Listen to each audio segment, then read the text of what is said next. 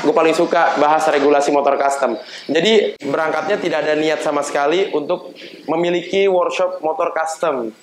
Tadinya tuh gue adalah seorang pekerja, biasa kerja di proyek, biasa kerja di instansi, jadi cleaning service. Pernah, abis saya disuruh gambar pakai tangan, saya disuruh desain pakai komputer.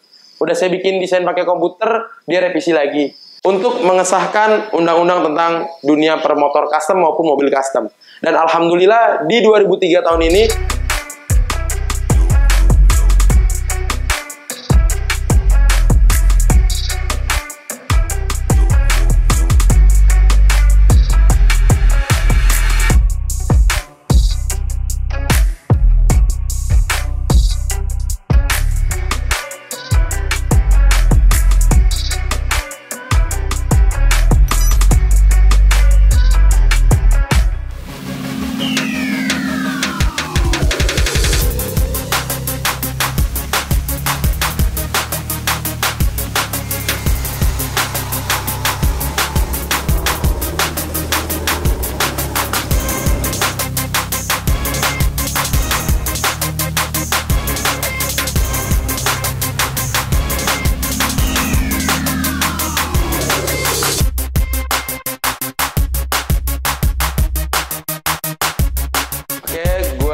Eko Jaya, biasa disapa Kojai di Kojai Garage. Kebetulan gue di sini sebagai foundernya dan juga ya semuanya chief everything officer lah.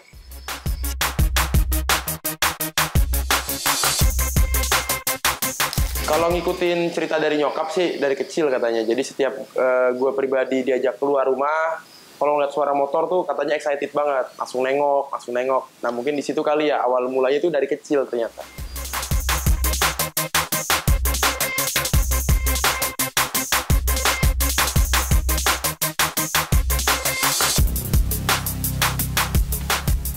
Jadi kalau Kojai Garage sendiri itu berdirinya tuh melalui proses yang nggak pendek ya, atau disebutnya panjang versi gue ya.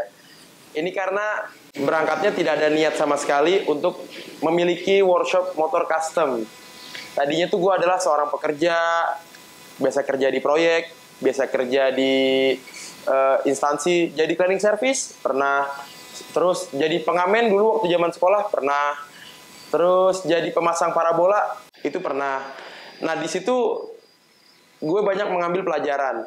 Di antaranya gue bisa punya kemampuan skill ngelas, skill gerinda, metal shipping, dan lain sebagainya itu dari tempat-tempat kerja sebelumnya. Nah waktu SMA itu gue sudah ikut bokap kerja di proyek ya. Di antaranya itu pembangunan Kemang Village, pembangunan Gandaria City, dan juga Gandaria Edge. Itu di situ gue terlibat dalam pembentukan ductingnya. Saat pembuatan ducting itu kan ada ilmu metal shipping segala macam. Nah gue tuh udah pernah bikin sepeda fixed gear sampai jual. Pernah juga buka jual beli dan servis Vespa klasik. Nah dari situlah gue tertarik sama motor custom. Saat itu gue bikin motor custom dan ternyata laku, ada pasarnya. Ya udah, coba aja, belum ada tempat. Ya bener-bener di tempat lahan kosong yang nggak punya siapa-siapa, nggak tahu punya siapa, gue tempatin aja lah ya. Nah terus gue disitu bikin 1 unit motor, 2, 3, sampai gue memutuskan untuk menyewa sebuah tempat. Nah ketika gue udah mulai nyewa tempat, ada kos di situ. Mulailah gue berpikir ini harus serius, dan jadilah Kojai Garage sampai hari ini.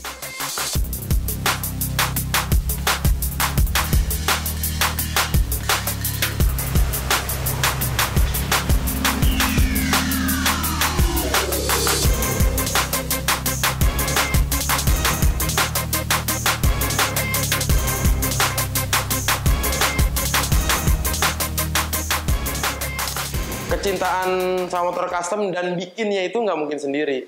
Gue tuh berdua, bertiga, berempat, berlima sama teman-teman di rumah. Itu ada diantaranya ada Aji namanya, ada Firdaus, ada Aris Setiawan, ada Wildan, ada banyak teman-teman di Kemandoran itu yang mensupport total kegiatan gue bikin motor. Jadi inisiatornya gue, ayo bikin motor ini, tapi nggak bisa namanya lu motong rangka apa segala macam harus dipegangin temen. Bongkar shock breaker harus berdua. Kan kita belum punya toolkit yang proper ya. Kalau di Eropa lihat video-video YouTube, orang bongkar motor sendiri, alatnya proper. Gue nggak punya alat yang proper, jadi semuanya sama teman-teman waktu itu.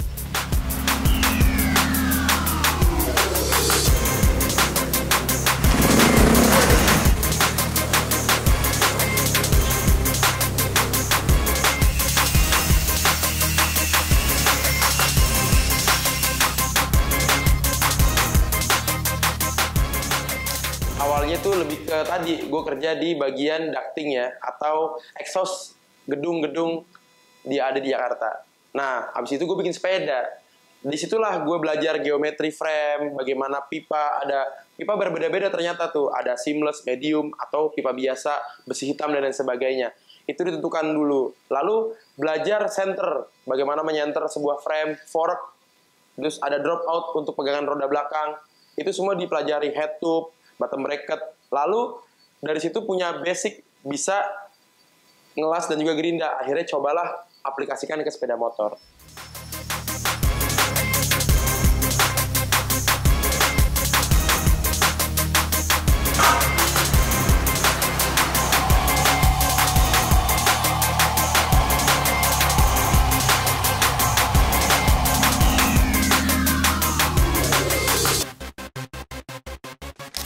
Struggle banget di situ. Era-era itu tuh era nggak punya tujuan. Gue bikin sepeda karena gue suka, gue pakai. Terus ada orang yang suka dengan yang gue pakai, ya dijual. Akhirnya bikin lagi begitu, dijual. Di saat itu pun gue jualan spare part sepeda juga. Gue juga jualan merchandise-nya sepeda. Di situ ada roll top backpack. Itu produksi sendiri karena punya om itu yang punya konveksi tas. Akhirnya kita coba kerjasama sama om tersebut. Lalu abis gitu gue tadi Vespa, ngoprek-ngoprek, servis segala macam. Karena Vespa tuh gue suka banget touring pakai Vespa. Vespa tua ya. Memang akan mengalami mogok ya. Tapi di situ mudah sekali untuk diperbaikinya Vespa tuh. Jadinya ya keterbiasaan memiliki motor mogok itu akhirnya terbiasa juga memperbaiki motor. Ya sampai hari ini melayani orang-orang yang motornya merasa rusak, kita perbaiki seperti itu.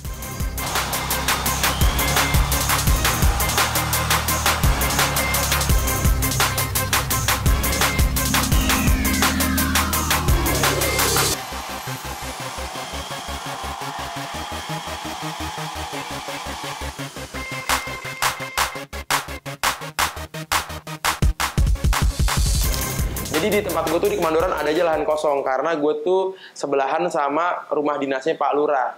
Lurahnya nggak nempatin gitu. Jadi ada warga yang naruh motor, ada yang naruh apa. Gue tuh memanfaatkannya buat jadi bengkel kecil-kecilan gue gitu. Gue pindah lagi ntar ke ada tempat lain gitu, tapi belum punya tempat. Akhirnya gue sewa tempat itu di Jalan Kemandoran 8. Itu di dekat Palmerah ya atau Rawabelong. Itu kurang lebih sampai di tahun 2020. Wah, lama banget tuh kan. Jadi 2013 sampai 2020 tuh di situ base gue, karena gue dilindungi sama teman-teman gue tadi. Bengkel ya gue tinggal aman, semua aman deh. Sampai akhirnya gue putusin pindah ke Ciputat karena satu menghemat biaya sewa tempat, yang kedua dapat tempat yang lebih luas dari sebelumnya sih, kayak gitu.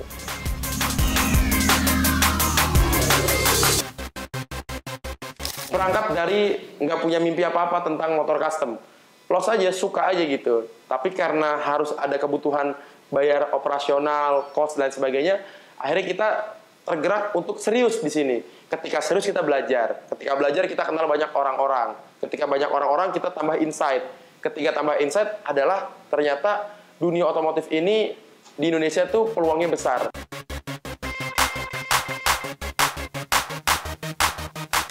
Iya, jadi memang dulu bikin motor serba sendiri. Ternyata pas sendiri itu capek. Akhirnya tambah welder. Tambah welder berarti gue yang harus assembling sama ngecat. Tambah lagi tukang assembling mekanik, berarti gue tinggal ngecat doang. Tambah lagi tukang cat. Jadi gue saat itu tinggal konseptor. Nah, sampai hari ini semua spare part yang ada di bengkel untuk digarap dan juga motor-motor yang masuk itu masih melalui gue pribadi. Dan semua pekerjaannya harus gue cek secara pribadi. Jadi sampai hari ini masih terlibat. Karena menurut gue kalau sampai gue nggak ikut andil, iya masih belum percaya aja sama orang kayak gitu.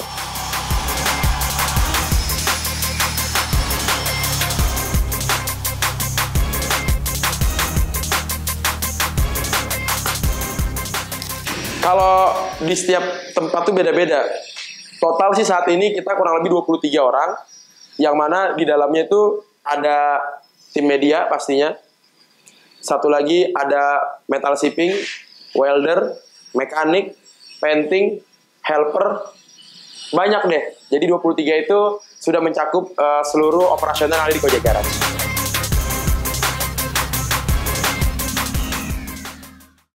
Waduh, nih berapa motor total yang digarap belum pernah dihitung sih. Jadi era 2000-an 2013 sampai era 2019 tuh nggak pernah ada kepikiran untuk melakukan administrasi, back office dan sebagainya. Namanya bener-bener anak motor banget. Cuman taunya ada orang punya uang mau bikin motor kita buatin.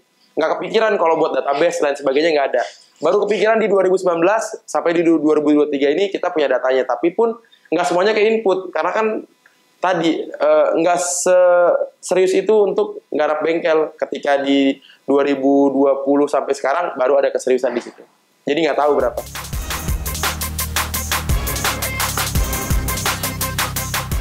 Kalau mau custom motor di Gojek Garage, itu yang paling pertama dilakukan adalah pastikan dia sudah mengenal profiling dari Gojek Garage sendiri. Karena keresahan dari Gojek Garage itu banyak orang yang cuman nanya, "Assalamualaikum, berapa?" Gue juga nggak ngerti berapa yang mana gitu. Jadi otomatis pastiin dia udah punya konsep. Udah ngerti nih, gue pengen motor yang V-engine, gue pengen motor bobber. Berarti udah punya referensi fotonya tuh. Lalu barulah WhatsApp ke admin Gojek Garage. Perkenalkan, namanya misalnya Budi, dari mana? Dari Ternate. Saya mau bikin motor apa gitu ya. Setelah WhatsApp dengan admin, nanti barulah di situ akan muncul biaya dengan kesepakatan request-request yang diminta oleh si customer. Ketika biayanya sudah deal, baru nanti isi form custom motor di Gojek Garage, nanti diarahkan, lalu invoice-nya turun, lakukan pembayaran, DP, baru motornya digarap. Setelah digarap, sesuai perjanjian menunggu 3 bulan, 5 bulan, 6 bulan, 1 tahun. Kalau Pak Ridwan Kamil sih 2 tahun, slow dia.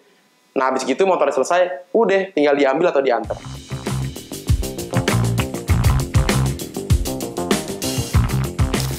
Kalau untuk konsep, kita kan masih mengadopsi dari motor-motor impian. Berarti misalkan dia sukanya Harley Davidson, cuman kemampuannya punya SMV 16. Ya, berarti pakai gambar Harley Davidson dulu. Itu bisa jadi acuan udah pasti. Tapi kalau ada customer yang butuh desain khusus, ya berarti kita buatkan desain itu exclude dari biaya custom. Jadi nanti kita buatkan desainnya. Kalau customer bawa gambar sendiri juga boleh, cuman kadang dimensinya nggak tepat aja sih.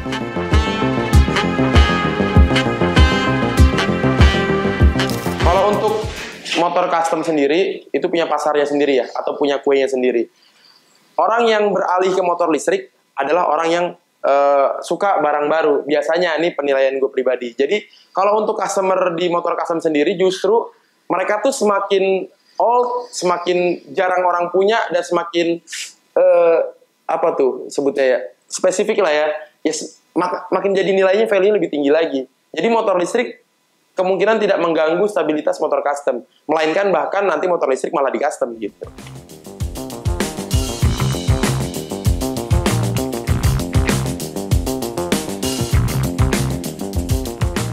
Ada beberapa motor-motor yang memang sulit untuk dibangun ya.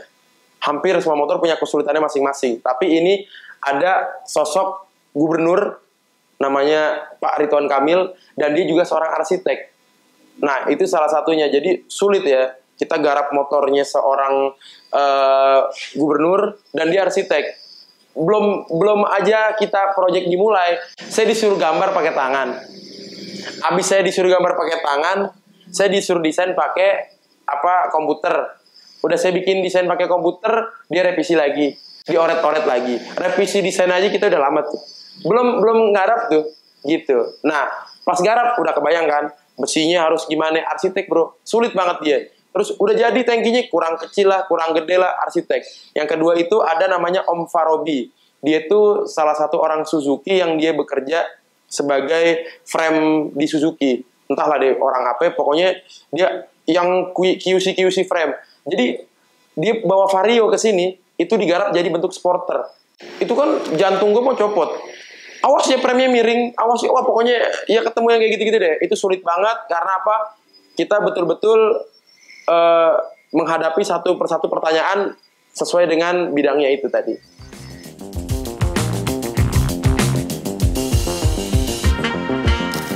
saat kita garap motor custom, kendalanya adalah riset and develop pasti. Karena setiap motor yang digarap di Kojek Garage itu tidak dimiliki sebelumnya atau udah ada yang punya gitu. Jadi misalkan ada Yamaha X-Max, itu motor matic, tiba-tiba mau dibuat jadi V-Root. Kalau motor Harley jadi V-Root, Harley jadi Harley, masih oke lah. Atau SMP16 jadi V-Root, V-Engine jadi V-Root, masih oke lah. Ini motor matic jadi V-Root. Apa kendalanya? Bannya besar. Bagaimana tarikan rodanya, merubah rasio dan lain sebagainya. Frame-nya juga harus center lain sebagainya. Jadi ini sulit banget. Jadi tersulitnya itu ketika kita riset. Orang taunya pas sudah jadi. Oh, bikinnya gini doang nih. Paling berapa bulan. Bos, gue ngerasain setahun, bah capek. Itu bikin gitu-gitu doang, ulang lagi. Kayak gitu dah, pokoknya sulit.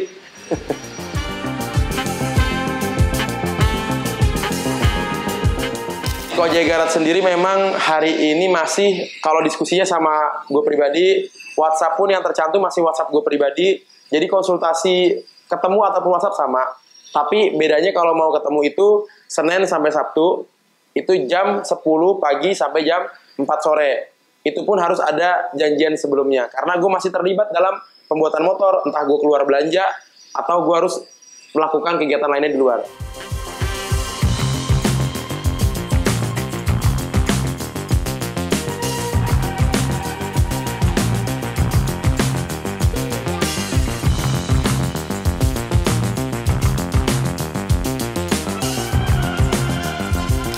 Kalau di bidang motor custom, yang paling penting itu adalah menjaga kepuasan pelanggan sih pasti ya. Karena kita jasa, kalau dia puas, otomatis diajak orang lagi. Kalau dia kecewa, ya umur gue nggak lama lagi. Kayak gitu sih.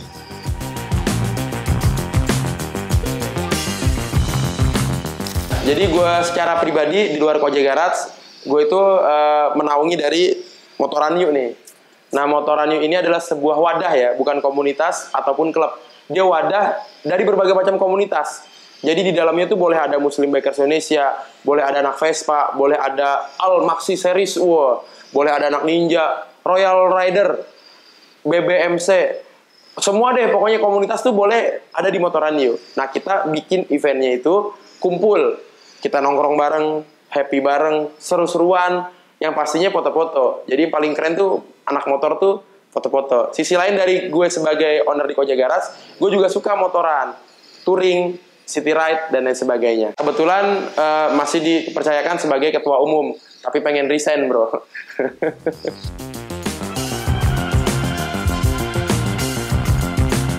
Kalau harapan untuk dunia custom motor tadi, bagaimana kita disupport total oleh orang-orang yang di atas sana. Bukan sih, yang di atas jajaran pemerintahan lah. Itu kalau kita disupport total, seperti halnya bidang lain, tadi ekspansi, maksud kita masih dikirim motor sama India, Indonesia nih bos, nggak sepele. Ya, kita kirim motor ke India, kita kirim motor ke Inggris, kita kirim motor ke Rusia, kita kirimin motor perang kalau bisa ke Amerika, biar di perang punya amunisi, ya kan? Cakapan barang kita, cakapan tenaga ahli kita, kalau disupport, kayak gitu.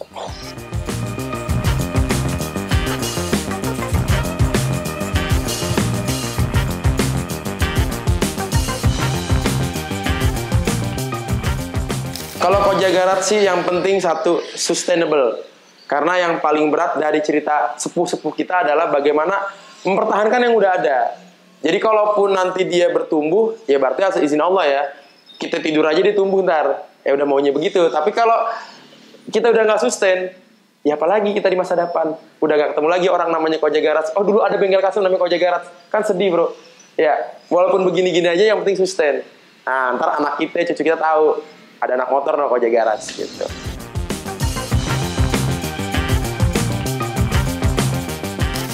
Gue paling suka bahas regulasi motor custom. Jadi Bang Rifat Sungkar, Bang Digi, terus abang-abang kita yang lainnya itu sudah nge-push pemerintah sejak 4-5 tahun yang lalu untuk mengesahkan undang-undang tentang dunia permotor custom maupun mobil custom. Dan alhamdulillah di 2003 tahun ini undang-undang ini sudah disahkan dengan permen. Jadi ada peraturan pemerintah itu tentang sertifikasi bengkel custom. Yang kedua sertifikasi motor custom. Seperti apa sosialisasinya kita tunggu. Yang pasti untuk sertifikasi bengkel dan juga sertifikasi motor custom itu sudah bisa kita lakukan. Jadi nggak kayak awang-awang lagi. Dulu kan motor custom ilegal ya, ilegal, padahal nggak ilegal. Nomor rangkanya ada, nomor mesin ada, ya kan? Terus rodanya masih 2. Kalau rodanya udah lebih dari 2, masuknya karoseri. Dan dengan adanya sertifikasi ini, semua motor merasa aman. Yang penting jangan dipersulit ya, Pak.